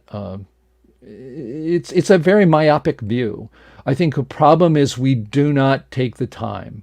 What we do is we have our world, we have our beliefs, and lots of people go out there and says, this is what's right. It's really hard to find critical thinkers. It really is. Most people are just not going. They're not going to look at a criticism deep enough to see that it is a problem. People in the mainstream claim that people like us don't know what the mainstream theory is. Like an Eric Reader doesn't know quantum. Are you kidding?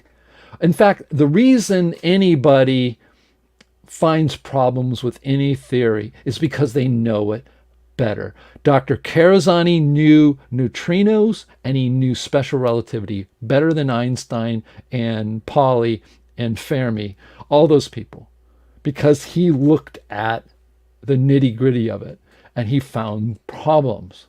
And it's kind of let's see. You've read the papers. Explain to me what he said. That's the problem with people who say you've read them. Explain his argument to me. Explain what his main argument to me is. And if you can explain it, then we can get in a debate whether it's right or wrong.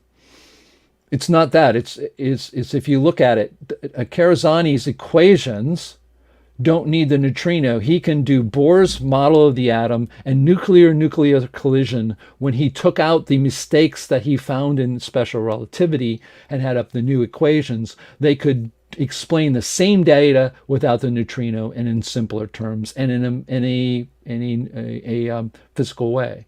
So I hear people all the time that say it. I've even went to my first NPA, this organization's conference, and a guy had sent in a refutation, supposedly of Karazani's work, that showed he didn't understand Karazani's work. It's one thing to refute it. It's another thing to understand it and refute it.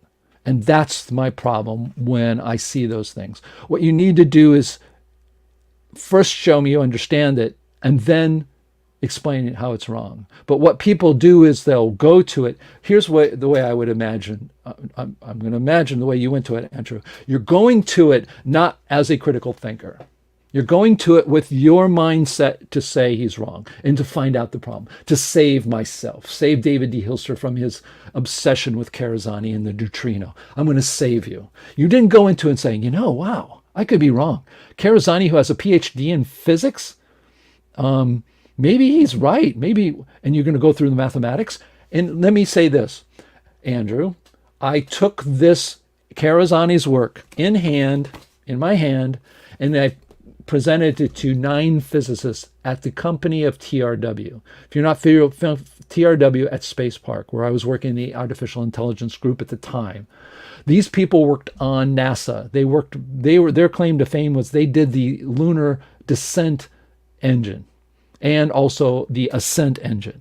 They did that. They had 9 physicists come, and 2 of them came out of retirement to look at Karazani's work.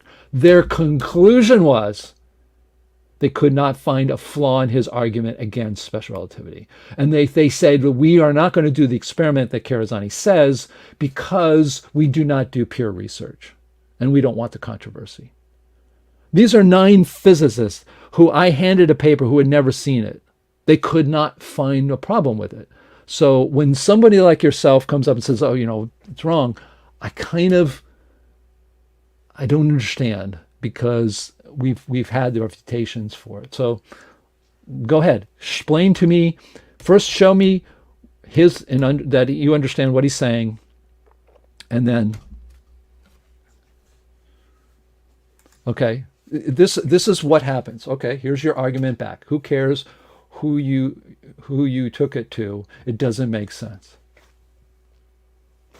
That is not, if you or I are on a debate stage, you and I right now, Andrew, myself and you, on a debate stage at, let's say, Boca High School here, where they have a debate team, you would fail because you can't just say it doesn't make sense. And you can kind of spout out stuff. You have to give real arguments. This is what I'm saying. It's an attitude. To me, this is an emotional response. It's not a scientific response. Okay? I'm sure you're a wonderful person. I'm sure you got your PhD. That's great. I'm sure it was great work. But saying it doesn't make sense, it makes sense. I explained to the average. Here's how it makes sense. If you want to know it in a nutshell, it took me 3 years to understand his math. Karazani discovered that the mathematics required for relativity has to have 2 mathematical frames for an event. Turns out that's mathematically and physically redundant.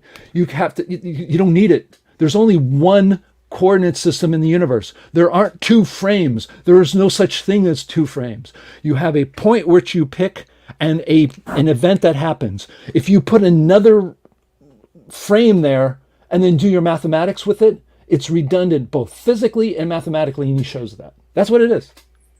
And when you take that away, special relativity disappears and you get equations that are what he calls autodynamic, which he then applies to nuclear collision in particle accelerators and explains the output without the neutrino, because the neutrino came from applying special relativity to the kinetic energy equations.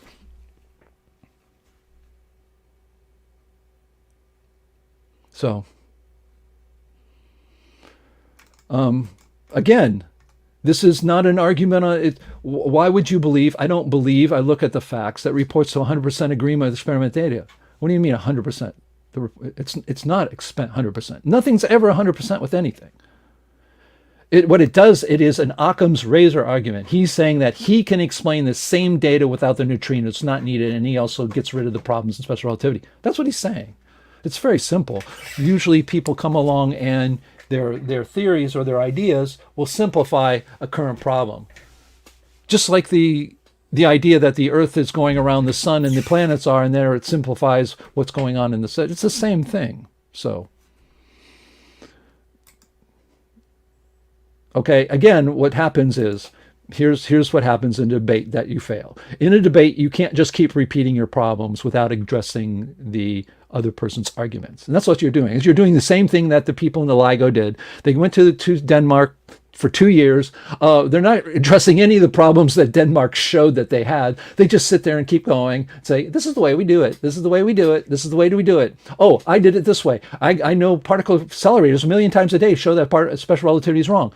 I mean, correct. No, it doesn't. It shows that they apply special relativity equations to it, have extra energy they can't get rid of. They don't know how. Invented the neutrino, and the neutrino takes it away. It's like, that's what it is. So, yeah, again, explain, this is what I do, this is what I did, this is what I did, this is what I did, this is what I did. Oh, that's stuff you can't, how can you believe that? It's not believing, it's watching, it's going through, reading his stuff for 2-3 years. Okay? Is it the end all be all? No. Is it better than special relativity? Absolutely. I mean, he can prove it. He has an experiment with data that you say that you can explain. He can explain it more simply. Occam's razor, if you don't believe that, okay, that's fine.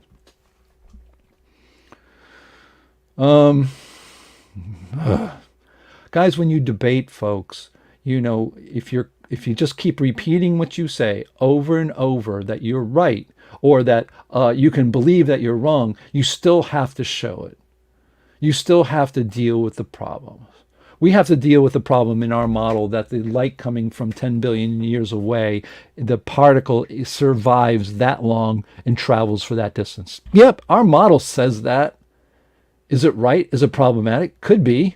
Although people say, you know, particles last for billions of years. If you're an etherist and you have to collide all your way from 10 billion years, you got a problem of elasticity. These are real problems.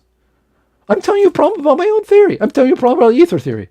No one cares about that. All they do is get in their little box in their room, like my room here, and write about their theory and let all the arguments bounce off it.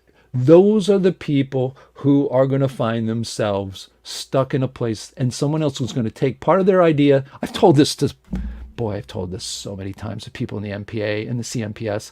Someone's going to look at what you have and use it and do better with it. I know we did something, and we believe we've done that with, you know, the news work. So be careful. You got to understand the limitations of what your stuff is yourself. People just don't want to see that. I mean, I can tell you, I can list 100 things about our model or our motions, our 4 universal motions, that's got problems. That's the way you look at things. As my dad says, the best you can do is hope you can cobble together some ideas in some that are less wrong than before. That's the engineering attitude. That's the engineering attitude. So let's see here. We've got people in the green room. Again, if you want to say something, raise your hand. I think we're coming up to 7 minutes out. Again, I want to thank everybody. We're here to discuss. You see this hat here?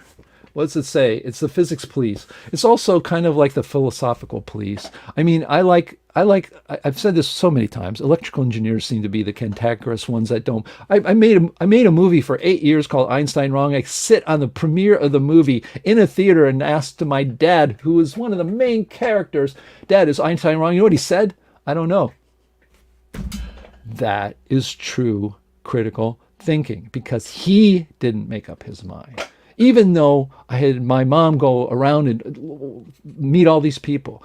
We have to be that way. You have to be that way. You can't get away with this idea of just throwing words out there and thinking they're going to stick, and thinking that people aren't going to think about it.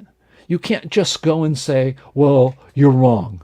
Well, show me, tell me, discuss with me.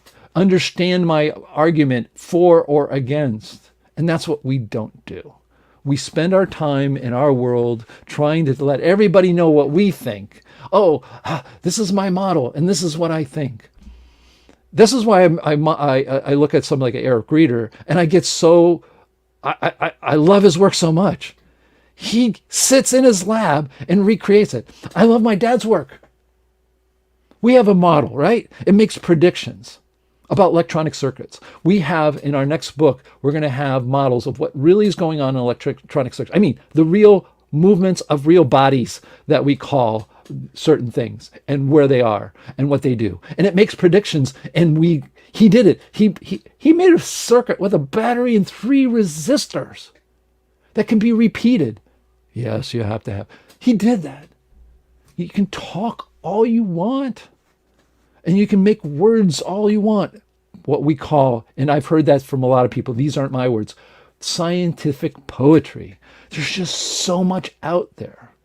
You know, it's like the parallel universes, and I can imagine, you know, like, and you know, we're in a simulation, and we're just some junior. When we don't know what gravity is, when we are so screwed up with the ridiculous logic of quantum mechanics, we're worried about parallel universes and infinite points with infinite mass, when we can't even go to a person on the street and tell them what light really is. You know, there are people in this group that are trying to do that. And that's great. And you should. I'm trying to tell you, I'm trying to, you know, get you to this promised land of try to think critically, try to get to yourself and understand that everything we have is temporary. Our ideas, all of them are wrong. Every one of them. Nothing is 100%. Karazani isn't 100% right. But he corrected a big problem.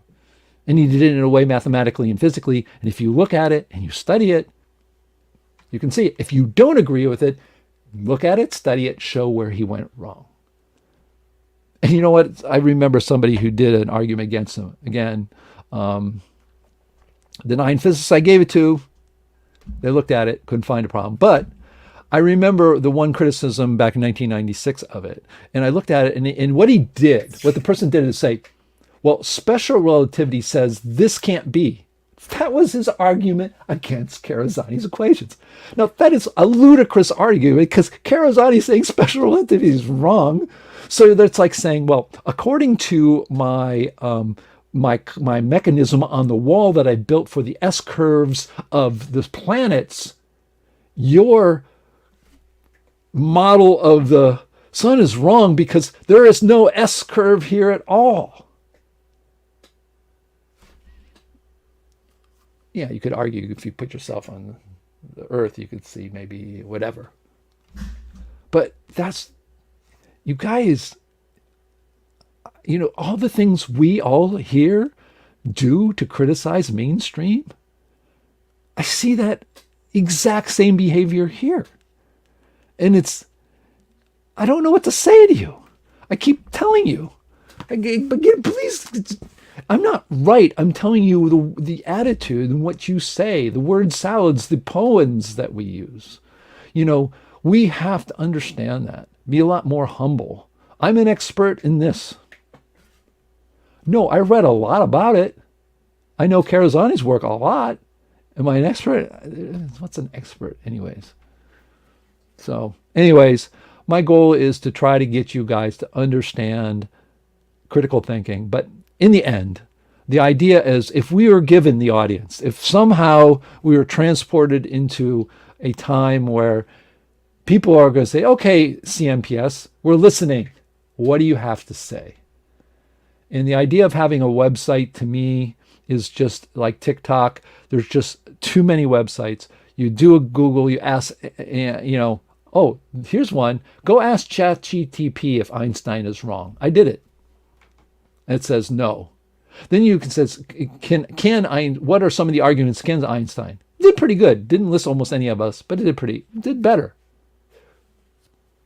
But we need to somehow come up as an organization with what we've accumulated over the last decades and having a book to do that. I think is going to be something that we can do in the next couple years. We can do it online. Everybody has a say in it who's a member. We can then kind of curate it. Yes, we have to choose. No, it's not something that we want to pretend that is the ultimate all over and this person is right, this person's wrong, this person's accepted, this person isn't. So I'm going to put it up there one more time before we go. And so this is the idea, a collaborative book by the top people. Just put the people in the CMPS. Well, the top people, it means people in the CMPS, or we're going to have somebody curate in some way. But, imagine this, new directions in physics, cosmology, philosophy, and mathematics, 50 of the most foremost. This is marketing. This is an idea. Please. 50 or so, or done by the collaborative book by people, members of the CMPS, doesn't matter. Please, just the idea. This would be an idea. Yes, it would be thick, but we could talk about things that, philosophy, we got to talk about that. I am so convinced, and many of us are, philosophy is so, so important when it comes to science. And that has to be up front. Critical thinking has to be up front. Our criticism about how we teach science has to be up front. Then we can talk about a group of the best arguments we have against special relativity, against general relativity, against the Big Bang. And again, people can come back with that. That's great. If you have one, if Andrew has here's the mathematics and here's the things and here's where it's going wrong, fine. Other than, I can't believe you believe that, those aren't going to get in there. The people have to have some real arguments, and you can do that. That's great. But the idea is our philosophy, critical thinking up front, philosophy is important, then the problems of mainstream science, show those, and then solutions to those that we just don't. That's another thing we get from the other people outside. Oh, you guys say right, relativity is wrong, then what's right?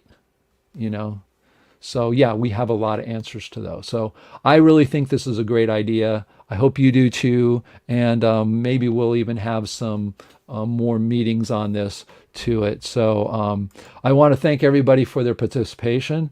I'm not here to criticize. If you are here participating, that's absolutely great. That's most important, more than anything. So kudos to anybody here who thinks everything I think is wrong. That's fine, but at least we're here. If you're here listening, the other thing, part two is that we need to understand that even the words we say to each other, those are, even after we read things, we have to be tolerant of each other's opinion and also be accepting that we can be wrong.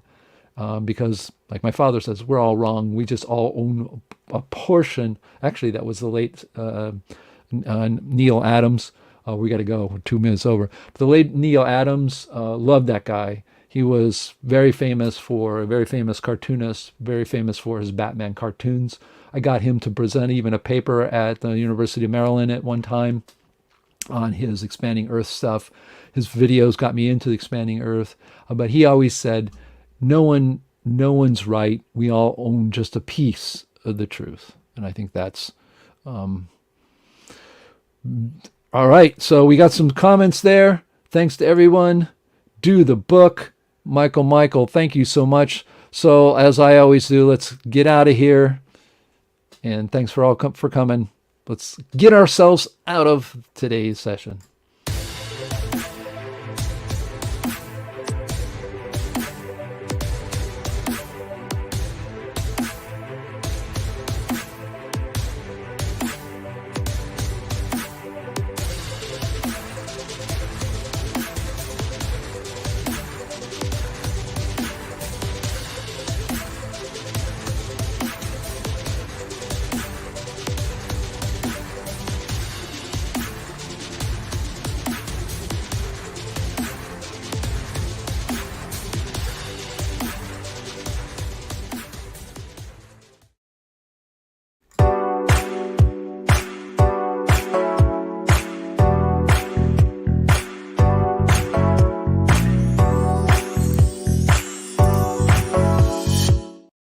Remember what I say, stay critical, stay thinking. I'm Dave D. Hilster, your science therapist, trying to get you the promised land of becoming a critical thinker. Ciao for now, folks.